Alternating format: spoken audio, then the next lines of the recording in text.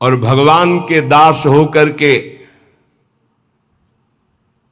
भगवान के नाम की इज्जत रखिए आप।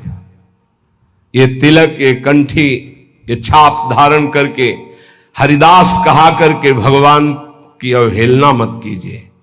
इतने बड़े स्वामी के दासत्व का सौभाग्य मिला है। कुछ लोग शर्माते हैं तिलक लगाने में, कंठी बंद। अरे शर्माओ पराई माता बहनों की तरफ गंदी दृष्टि करने में, शर्माओ मदिरा पीने में, शर्माओ दूसरे का मांस खाने में, शर्माओ चोरी करने में, हिंसा करने में। भगवान के दासत्व के लिए तुम्हें शर्म लगती कि तिलक लगाएंगे लोग क्या कहेंगे, बुरा काम है। कंठी बांधेंगे लोग क्या कहेंगे, सत्संग सुनेंगे लोग क्या कहेंगे। सत्संग सुनते हैं। कल हमसे एक प्रश्न हुआ, इसलिए बात आई कि कुछ भाई लोगों को ये शर्म लगती है कि छुपा करके, नहीं तो लोग क्या कहेंगे। लोग यही तो कहेंगे ये बड़ा भगवान का भगत बनता है। हमारा संबंध कहां से जोड़ दिया, भगवान से जोड़ दिया। ये हमारी निंदा की बात है क्या? अगर गुरु मंत्र ले लिया है, तिलक कंठी धारण नहीं करते हो तो बहुत बड़ा अपराध करते हो। ये तुम्हें नरकगामी बनाने की स्थिति में पहुंचा देगा, मनमानी आचरण कराएगा और अपराध बन जाएंगे, दुर्गति में पहुंच जाओगे।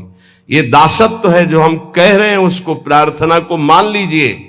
ये साधारण नहीं कंठी तिलक, केवल कंठी तिलक धारण किए हो और जितनी आज्ञा है उतने माला कर रहे हो और चलते फिरते राधा राधा, तो जीवन में वो स्थिति आ जाएगी तुम्हारी, देखना, जिसमें आनंद ही आनंद होता है, चाहे जैसी परिस्थिति हो, हर परिस्थिति में आनंद। अरे कोई हमारे प्राण लेने की धमकी दे दे कि अगर कल से तिलक लगाओगे तो चौड़ी छाती करके 12 तिलक लगा के घूमना चाहिए, मार, देखते हैं तू जगत का विधाता है या विधान किसी और का है। अगर मरना है तो तू मारे या ना मारे, मरना ही है उसी क्षण। और अगर नहीं मरना है तो काल भी नहीं मार सकता। समुझ जाए शरण ते डरत ना काल डर। किसी के मजाक करने पर, विनोद करने पर तुम कंठी तिलक और माला छोड़ दो, लोग क्या कहेंगे। धिक्कार है तुम्हारी बुद्धि को जो भजन की तरफ चलने के लिए लज्जा करती है और पाप की तरफ चलने के लिए छाती चौड़ी कर देते हैं। पाप की तरफ लज्जा नहीं आएगी। अरे चौड़ी छाती करो भगवान के दासत्व के लिए। कैसे तुम हो? अकबर आगरे में आया करता था तो देखा जिधर दृष्टि डाले सब तिलक छापधारी राजा लोग बैठे। वो बादशाह था दिल्ली में, प्रधान पद पर बैठा हुआ। उस समय ऐसा था, छोटे छोटे राजा होते थे और उन सब का बादशाह स्वामी होता था, जैसे हर प्रदेश के मुख्यमंत्री और फिर राष्ट्रपति। तो देखा सब राजा तिलक लगा। मेरा फरमान सुना दिया जाए, जो कोई कल तिलक लगा के आएगा तो गरम लोहे से मस्तक दाग दिया जाएगा, मानो मृत्यु दंड। अब सब थर्रा गए। बादशाह का फरमान वो तो लागू ही हो जाएगा। दूसरे दिन जितने और राजा थे सब कोई तिलक नहीं लगाए, कोई कंठी नहीं बांधे, मृत्यु का भय। हरिराम व्यास जी के शिष्य मधुकर शाह ने विचार किया कि गुरु प्रदत्त तिलक कंठी है, ये तो एक मुल्क का बादशाह है, अनंत ब्रह्मांडों के बादशाह का ये दासत्व परम सौभाग्य से मिलता है। आपको क्या पता, आपको ऐसा खिलवाड़ लगता है कंठी तिलक? ये खिलवाड़ नहीं है। मंगल सूत्र की महिमा तो सुहागवती ही जानती है ना। कुंवारी कन्या क्या जाने, जिसने वरण ही नहीं किया या व्यभिचार नहीं किया जाने, जिसने पातिव्रत ही नहीं धारण किया।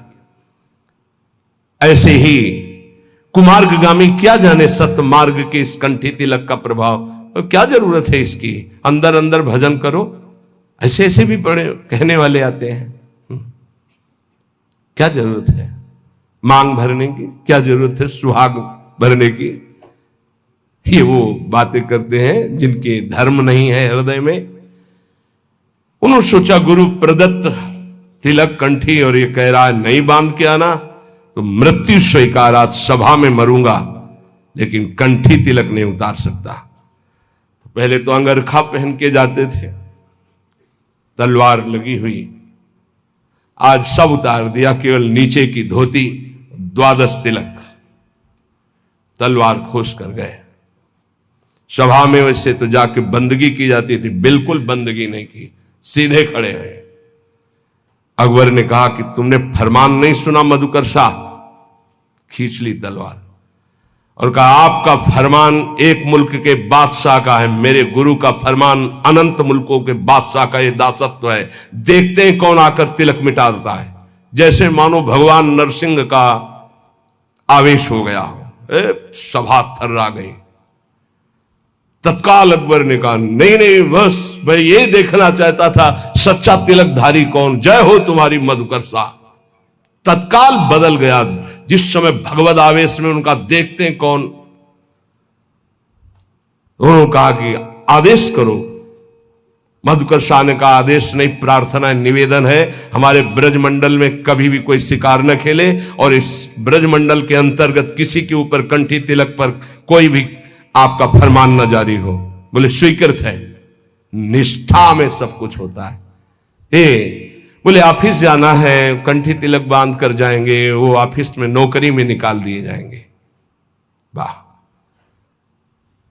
केवल अपने ही धर्म का त्याग करने पर तुम्हारा भरण पोषण होता रहे तो वही जीवन है क्या? ये तुम्हारी कायरता नहीं है अपने धर्म के प्रति? केवल शरीर पोषण के लिए, अर्थ मिले, भोग वासना और धर्म का क्या महत्व रहा? हम अपने धर्म के लिए प्राणों को, अपने राष्ट्र के लिए प्राणों को समर्पित करें तो हमारी जय। ये सूकर कूकर भी उदर पोषण करते हैं, ऐसे अर्थ कमाकर उदर पोषण कर रहे हो और न धर्म न राष्ट्र, तो मतलब क्या रह गया? हरि को दास कहाए के गुनाह करे ना कोई। ये ध्यान रखना चाहिए। भगवान के दासत्व की इज्जत रखो। कंठी और तिलक लगाए हो, तुम कहां खड़े हो, तुम क्या बोल रहे हो, तुम्हारा आचरण क्या है, ये बहुत सावधानी से समाज देखता है। आपकी बात, आपका खड़े होना, आपका बैठना, क्योंकि आप हरि के बहुत बड़े के दास हैं, पार्षद हैं। तो संत महापुरुष जन कह रहे हैं भगवान के दास होकर भगवान की इस दासत्व की इज्जत रखो, मर्यादा रखो। तुम कौन हो? बोले हरि का दास हो। कहां खड़े हो? क्या कर रहे हो? क्या बोल रहे हो? क्या खा रहे हो? कौन सा आचरण कर रहे हो? उस समय सोचो मैं हरि का दास हूं, क्या ये उचित है करना? हरि को दास कहाई के गुनाह करे ना कोई, गुनाह करे ना कोई, जेही विधि राखे रहिए। दुख सुख कैसे पड़े केहू से तनिक न कहिए। बहुत महिमा की बात है। कोई भी ऐसी गलती न करो कि कोई हमारे भगवान को कोष दे। ध्यान रखना, तुम हरि के दास हो, बहुत बड़े स्वामी का ये चिन्ह है। कहीं स्वामी का कोई अपमान न करे, क्योंकि आप जैसे पीले धारण किए हो, कहीं भी गलती करोगे तो गाली सीधे तुम्हारे गुरु को पड़ेगी, चाहे आप चाहे जहां गलती करो। भले ही आप हमसे हृदय से नहीं जुड़े हो, लेकिन वेश धारण किए दासत्व का तो सीधे होगा। किनका? बोले उनका। अच्छा ऐसा, ये दासत्व श्री प्रियालाल का है।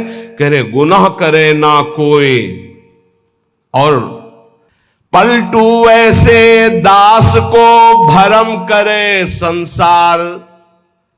भरम करे संसार होई आसन से पक्का। भली बुरी को कहे रहे सही सबका धक्का। बोले ऐसे जो भगवान के दास होते हैं, संसार उनको भ्रमित नहीं कर सकता, फंसा नहीं सकता। कैसा? बोले जो आसन के पक्के होते हैं। नौजवान साधु में पैल फैला के बैठ रहे हो, 14 बार ऐसे ऐसे ऐसे, अरे भाई 2 घंटा कम से कम बैठने का अभ्यास, साधु का मतलब क्या है? अगर 2 घंटे ऐसे हाथ रख दे तो ऐसे ही हाथ रखे, ऐसे ही बैठे। ब्रह्मचारी हो, हर नस नाड़ी में पावर है, भगवत चिंतन परायण हो तो ऐसे शांत 6-6 घंटे से दासन पद्मासन, ऐसे 6-6 घंटे शांत बैठे एकदम, ब्रह्माकार वृत्ति, भगवदाकार वृत्ति, ये हमारा परम आनंद है। आसन में बैठना नहीं सीखा तो साधु का मतलब क्या रहा और गृहस्थी का मतलब क्या रहा? अगर साधन कर रहे हो गृहस्थी में तो कम से कम 48 मिनट 24 घंटे में एक आसन में तो बैठना सीखो। एक आसन बिछाकर उसमें बैठना तो सीखो। कुछ मिनट तो आसन का पक्का होना चाहिए साधु, आसन का पक्का। 18 घंटे पद्मासन में पूज्य सिउड़िया बाबा जी, 18 घंटे। तो एक आश्रम में टिके तो 18 घंटे बैठे, तो वो बहुत ही उच्च कोटि के वहां के भी जो महाराज जी थे, तो शिष्यों ने कहा अरे महाराज 18 घंटे, तो बोले क्या हुआ, क्या हुआ? जड़ शरीर से संबंध रहित है वो 18 घंटे, क्या चाहे जितने बैठे रहे उसमें क्या फर्क पड़ता है? अभ्यास में बहुत बड़ी सामर्थ्य होती है, आम की कोई गुंजाइश नहीं। यहां 18 मिनट बैठना मुश्किल हो जाएगा पद्मासन लगा के। हमें लगता है कि थोड़ा अभ्यास, पर बातें कि लक्ष्य में प्रीति नहीं है, लक्ष्य में प्रीति नहीं है, क्योंकि हम तो सेवा में मगन रहते हैं 24 घंटे। 3 घंटे में विश्राम काफी, 24 घंटे में 3 घंटे। अगर हमारी भगवदाकार वृत्ति है तो हर स्थिति को सहने की सामर्थ्य। मान लीजिए बहुत ऊंची स्थिति के लिए आपको कष्ट सहना पड़ेगा, आपको जानबूझकर कष्ट सहना पड़ेगा, थोड़ी देर बैठना सीखिए। ये आज भी गुरुजनों में हमने देखा है, समय है उस समय में अपने आसन पे रहते हैं, आसन पे बैठते हैं। आप सबसे प्रार्थना है एक समय कुछ ऐसा निकालो अपने 24 घंटे में जिसमें आप आसन में बैठने का अभ्यास करें। सुखासन, पद्मासन, सिद्धासन, इसका बहुत लाभ मिलेगा। देख लीजिए, आसन भस्म करे संसार होई आसन से पक्का। संसार के चिंतन का नाश तभी होता है शांत बैठे। ये नहीं यहां खुजला रहे, यहां एक बार रख दिया आप त्वगेंद्री, चाहे जैसी परिस्थिति हो, बार बार मन जाएगा यहां खुजला, नए मंत्र में लगा रहे, शांत नहीं, जांग दर्द के नहीं, मैं शरीर नहीं हूं, राधा राधा राधा। धीरे धीरे देखो शून्याकार वृत्ति आने लगेगी। अपना बल नहीं है, बल हरि का, गुरुदेव का। तो काम क्रोध को मार के मारे नींद आहार, इस पर जरूर चलना चाहिए। जब भगवत मार्ग में भगवत प्राप्ति की लगन की अगन लगी तो सबसे पहले यही अंदर आया था कि हम कई दिन तक भूखे रहकर भजन कर सकते हैं, नहीं खाएंगे, भजन का तार न टूटे। और कितने दिन हम रह सकते हैं ऐसे, भजन का तार न टूटे। हर कष्ट में भजन, हर सुविधा में भजन, संसार के किसी भी क्षेत्र में भजन, भजन न छूटे, इसका अभ्यास हमें करना है। यह दृढ़ निश्चय कर लिया गया था बचपन में ही।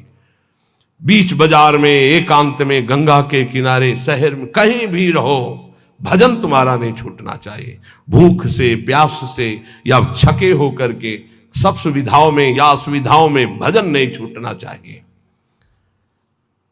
काम क्रोध को मार के मारे नींद आहार, यह है दिग्विजयी योद्धा भगवत भक्त। काम क्रोध को मार के मारे नींद आहार, नींद पर विजय प्राप्त और आहार पर विजय प्राप्त। ये ऐसे होता है 20-20, 10-10 मिनट नींद को मारा जाता है। ऐसा नहीं कि बचपन से ही नींद पर विजय प्राप्त हो जाती है, बहुत कष्ट सहा जाता है।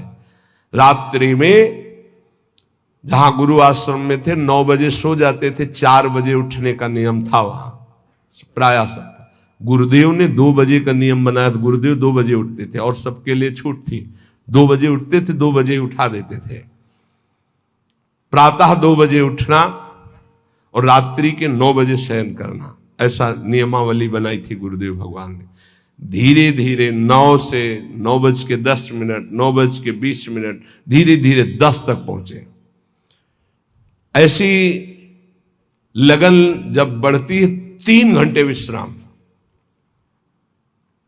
12, 1, 2, बस वही लीला यहां चल रही है। जो अभ्यास दृढ़ कर लिया जाता है वो अभ्यास दृढ़ हो जाता है। नींद अगर हमको परास्त करे तो साधक कैसा? हम अपना सत्संग भगवत प्राप्ति के लिए होता है, मनोरंजन के लिए नहीं होता। यहां वही बैठेगा जिसे भगवान की कृपा से भगवत प्राप्ति करवानी है, भगवान को वही बैठेगा। काम क्रोध को मार के मारे नींद आहार। अब उल्टा, जो मारे नींद आहार वो काम क्रोध को मार के, जो नींद और आहार को मार देगा वो काम विजयी हो जाएगा, वो क्रोध विजयी हो जाएगा। पक्का समझ लो, आहार से ही काम प्रकट होता, काम से ही क्रोध प्रकट होता। क्रोध और नींद दोनों गुरु भाई हैं, तमोगुण से प्रकट होते हैं। निद्रा आलस्य प्रमादो तम तत्तामस मुदाहरतम। पलटू ऐसे दास को भ्रम न करे संसार, ऐसे दास को भ्रमित नहीं करती है माया। साहब के दास कहाए यारो, जगत की आस न रखिए। समर्थ स्वामी को जब पाया, जगत से दीन न भाखिए। बड़ी कृपा है, आप सच्ची मानिए, जिनको कोई उपाधि नहीं मिली है, उपाधि पदवी, जिनको कोई जानता नहीं, बड़ी कृपा है। वो जीवन जिसको कोई नहीं जानता है, वो हरि प्रिया के संग व्यतीत होता है, प्रिया प्रीतम के संग। कहीं कोई चिंतन जाने की गुंजाइश ही नहीं, कोई जानता ही नहीं, कोई प्रणाम नहीं, कोई नमस्कार नहीं, कोई बात नहीं करता, कोई नहीं बात करता। कभी कोई राधे राधे नहीं कहता, और कहे भी तो उपेक्षा कर दी जाती थी कि कहीं परिचय ना हो जाए। जहां तनिक जल बिछुड़े छोड़ देत है प्राण, यह है भजनानंदी का स्वरूप। तद स्मरणेन परम व्याकुलते। देखो कहां हो, देखो प्रायः बहुत दिनों के बाद एक ऐसे महाभागवत के दर्शन हुए। सबकी चरण वंदना, लेकिन ऐसी स्थिति कि जहां तनिक जल बिछुड़े छोड़ देते हैं प्राण, एक महाभागवत के बहुत दिनों बाद दर्शन हुए, जो महाराष्ट्र से पधारे थे। रोम रोम से निकल रहा था विठ्ठल विठ्ठल विठ्ठल विठ्ठल विठ्ठल। ऐसी महान स्थिति आज हमारे ऊपर प्रिया जो प्रसन्न हुई, ऐसे महाभागवत का साक्षात्कार करा दिया। पर जानते हो, एक साधारण पतली धोती, एक साधारण कुर्ता, और ऐसे छुपे हुए वेश में कि कोई ये ही नहीं कह सकता कि संत है, लेकिन ऐसी ऊंची स्थिति नाम की, पूछो मत। ये कोई उपाधि नहीं, कोई परिचय नहीं, और कोई सम्मान की प्रियता नहीं, ऐसे बैठे हुए थे। कोई आदर नहीं। जब दृष्टि में दृष्टि मिली तब लगा, अरे कितनी उच्च कोटि की अवस्था इनकी अध्यात्म की है। नेत्र तरसते हैं भजनानंदी और ब्रह्मबोध संपन्न महापुरुष के दर्शन के लिए। सच्ची माने, ये उपाधियां तो बहुत है, उपद्रव कराने वाली बहुत उपाधियां हैं। उपाधि रहित महापुरुष, खास बात है, उपाधि रहित महापुरुष, देहाध्यास रहित महापुरुष, भगवत चिंतन में डूबा हुआ महापुरुष, तत्वबोध महापुरुष, ये अंगुलियों में गिने जा सकते हैं, ये सैकड़ों की संख्याओं में नहीं होते। छोड़ी देत है प्राण जहां जल से बिल गावे। अगर मछली को जल से अलग करो तो प्राण त्याग देती है, ऐसे ही भजन के जरा से विस्मरण के आभास में उनको ऐसा लगता है कि मेरे प्राण निकल जाएंगे, भजन छूट गया क्या। अगर मछली को पानी से निकालकर शुद्ध गाय के दूध में, अब दही में, या सुंदर घी में, या सुंदर रबड़ी में डाल दो तो बचेगी क्या? प्राण त्याग देगी। केवल जल ऐसे ऐसे भजनानंदी। दे दूध में डारी रहे, ना प्राण गवावे। अगर दूध में डाल दे तो रहे ना, वो अपने प्राण त्याग देगी, क्योंकि पानी से प्रेम करती मछली। तो जाको वही आहार ताही को, काले दीजे रहे न कोटि उपाय, और सुख नाना कीजे। बोले जिसका जो आहार है वो उसी की प्राप्ति में जीवित रहेगा, अन्यथा प्राण त्याग देगा। ध्यान दीजिए, भजनानंदी का आहार है नाम जप। अगर नाम जप छूटा तो प्राण त्याग देगा, जीवित नहीं रह सकता। कसौटी में कसो कौन सी स्थिति है आपकी, कितना आप भजन से प्यार करते हैं। यह लीजय दृष्टांत सके सो लेई बिचारी, जो नाम से ऐसो करे स्नेह ताहि की मैं बलिहारी। मैं बलिहारी हूं ऐसा जो नाम से प्रेम करता है। पलटू ऐसी प्रीति कर जल और मीन समान, जहां तनिक जल बिछुड़े छोड़ देत है प्राण। भजन का क्या स्वरूप है, तद स्मरणेन परम व्याकुलते थी।